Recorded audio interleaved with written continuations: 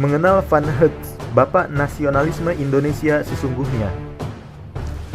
Pernyataan dalam judul artikel mungkin menghentak kita.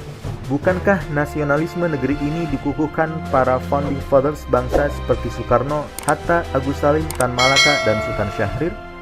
Bukankah kesadaran nasional pertama kali dihembuskan oleh gerakan-gerakan seperti Sarekat Islam, Budi Utomo, Jamiat Khair, atau ISBV?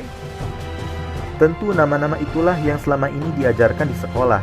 Kurikulum pendidikan sejarah nasional yang bertujuan membangun jiwa patriotis sudah pasti akan mengenyahkan nama penjajah sebagai pembangkit kesadaran nasional.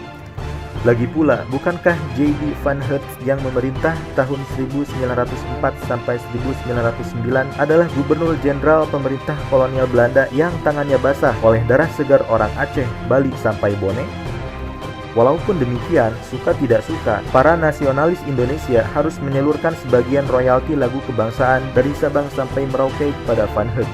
Karena pada faktanya, Van Hertz lah orang pertama yang memiliki impian mempersatukan dan menjaga keutuhan wilayah yang hari ini kita kenal sebagai Republik Indonesia. Jauh sebelum entitas negara Indonesia lahir, sebelum nama Indonesia banyak diucapkan orang, negeri ini dikenal sebagai negeri di bawah angin atau tanah Jawi, atau lebih mudah kita gunakan saja istilah Nusantara. Dahulu, wilayah Nusantara tidak hanya terdiri dari wilayah Indonesia saat ini, namun juga meliputi Patani di Thailand, Semenanjung Malaya, Brunei, sampai Sulu dan Maguindanao di Filipina. Kekuasaan di sepanjang kepulauan yang teruntai bagai Ratna Mutu Manikam ini memang banyak. Namun, pada umumnya, mereka memiliki kesamaan identitas, yaitu Islam, berbahasa Melayu, dan sikap tunduk atau setidaknya hormat kepada Khalifah Utsmaniyah yang bersinggasana di Istanbul. Maka, tentu saja saat ini kita bertanya-tanya, apabila wilayah Nusantara pernah mencapai Semenanjung Malaya, Brunei, bahkan sebagian Thailand dan Filipina, serta memiliki warna kulit yang sama, rumpun bahasa yang sama, tunduk pada satu otoritas yang sama, bahkan bersatu dalam agama yang sama, lantas, mengapa kita terpecah menjadi beberapa negara yang berbeda? Mengapa wilayah Indonesia meliputi Sabang sampai Merauke? Mengapa Kalimantan yang merupakan satu pulau terdapat 3 negara? Siapa yang menentukan itu semua? Setelah abad ke-15 Masehi, wilayah Nusantara ini menjadi ring tinju bangsa-bangsa Eropa yang saling bersaing. Para penjajah banyak menaklukkan kekuasaan yang ada di Nusantara. Sampai akhir abad ke-19, kekuasaan Eropa makin mapan dengan didudukinya Indochina oleh Prancis, Filipina oleh Spanyol, kemudian Amerika, Semenanjung Malaya dan Borneo Utara oleh Inggris, dan Pulau Sumatera sampai Papua oleh Belanda. Dalam kasus Belanda, wilayah yang berhasil mereka taklukkan kemudian dinamakan Hindia Belanda. Namun, apakah benar mereka berhasil menaklukkan seluruh wilayah yang diklaim sebagai Hindia Belanda dan menjajah Indonesia selama 350 tahun? Tentu tidak. Sampai tahun 1904, Sultan Aceh, Bone, dan Raja-Raja Bali masih gagah menolak tunduk kepada penjajah. Dan inilah Van Hertz yang berhasil naik menjadi Gubernur Jenderal pada tahun 1904 Masehi. Dia adalah seorang Belanda liberal yang bervisi etiki, pengusung politik etis yang hendak memperadabkan rakyat Hindia, dalam tanda kutip. Sebelum memangku jabatan tertinggi di Batavia itu, Van Hertz sudah populer sebagai pembantai brutal bangsa Aceh.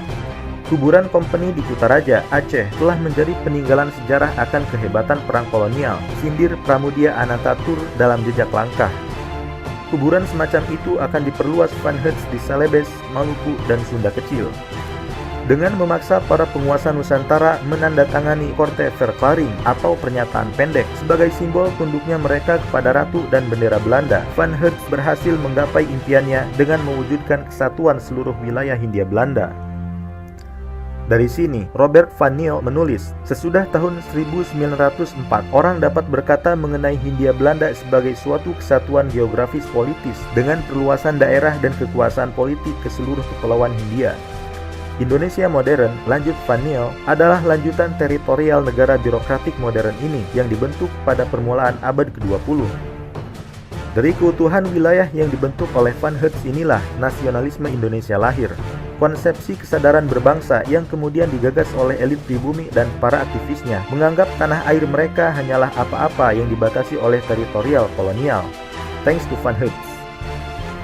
Sebagai contoh, adalah masyarakat Melayu di Sumatera dan Semenanjung Malaya. Mereka sama-sama satu agama, satu bahasa, dan satu etnis. Namun, akibat dari konsepsi nasionalisme dan tanah air yang dipatok oleh Van Hertz, orang-orang Melayu di Sumatera merasa lebih bersaudara dengan orang-orang Ambon yang hidup ribuan mil jauhnya dari mereka.